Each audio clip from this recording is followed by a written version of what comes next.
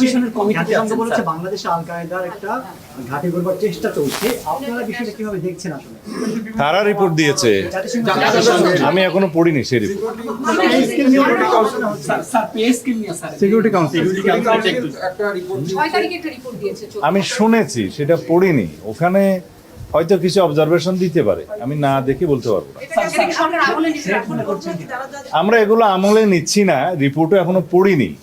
তাছাড়া আমি যতটুকু শুনেছি পত্রিকান্তরে, সেটা ওখানে বলা হয়েছে যে তারা একটা এজিউম করেছে, একটা অনুমান করেছে যে এরকম হতে পারে। তো অনুমান নির্ভর কোনো রিপোর্টের উপর আমরা দেখি। আমরা আশা করি 180 দিনের মধ্যে সরকারের বাস্তবায়িত এবং যেগুলো শুরু করেছে ইনিশিয়েটেড অনেক কর্মসূচি, এগুলো প্রশংসিত হয়েছে। মাননীয় প্রধানমন্ত্রী নেতৃত্বে আমরা একটি সংকটময় মুহূর্ত খুব সফলতার সাথে মোকাবিলা করেছি। যেমন মধ্যপ্রাচ্য একটা যুদ্ধ পরিস্থিতির কারণে জ্বালানি তেল এবং গ্যাসের সরবরাহ নিয়ে সারা বিশ্বে সংকট সৃষ্টি হয়েছিল, বাংলাদেশও তার বাইরে নয়। কিন্তু আমরা দীর্ঘ 1 মাস পর্যন্ত কোনো জ্বালানি তেলের বা গ্যাসের মূল্য বৃদ্ধি করিনি। একটা পর্যায়ে বুড়ো মৌসুমের সময় শেষ হয়ে যাওয়ার পরে, মনে হয় 14 কি 15 এপ্রিল, আমার ঠিক মনে 16 এপ্রিল হতে পারে, তখন আমরা সহনীয় মাত্রায় জ্বালানি তেলের মূল্য বৃদ্ধি করেছি।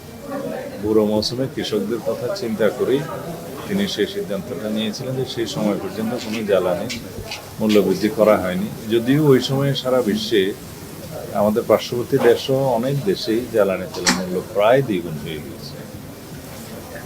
এরপরে আমাদের গ্যাস সংকট, জ্বালানি সংকট, এগুলো বিগত ফেসিবাদী সময়ে রেখে যাওয়ার সমস্যা আমরা ওভারনাইট এখান থেকে ওভারকাম করতে পারিনি।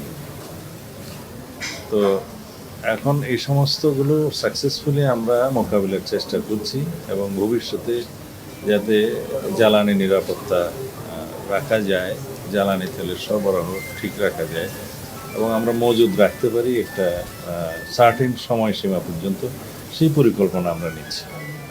আপনারা ইতিমধ্যে লক্ষ্য করেছেন যে ভবিষ্যতে যাতে জ্বালানি এবং বিদ্যুতের কোনো সংকট না হয়, যেহেতু আমরা ব্যাপক বিনিয়োগ, ইনভেস্টমেন্ট আহ্বান করছি সারা পৃথিবী থেকে, এবং বাংলাদেশের অভ্যন্তরীণ বিনিয়োগ হবে ব্যবসা বাণিজ্য সার্কুলেশনের জন্য, উৎপাদনের জন্য।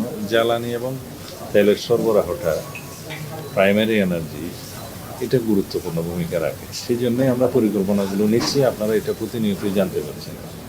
আমরা মাতারবাড়ি গভীর সমুদ্র বন্দর মাননীয় প্রধানমন্ত্রীর নেতৃত্বে ভিজিট করতে গিয়েছিলাম। সেখানে আমরা ল্যান্ড বেস এলএনজি টার্মিনাল করার বিষয়ে আমরা সিদ্ধান্ত নিয়েছি, মাননীয় প্রধানমন্ত্রী সিদ্ধান্ত দিয়েছেন।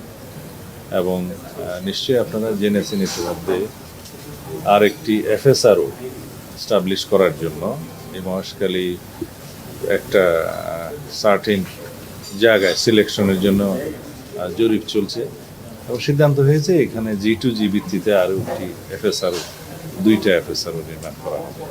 তো এখন যে এফএসআরওগুলো আছে সেগুলো একটা সামিটের আর একটা এক্সিলারেট এনার্জির সঙ্গে।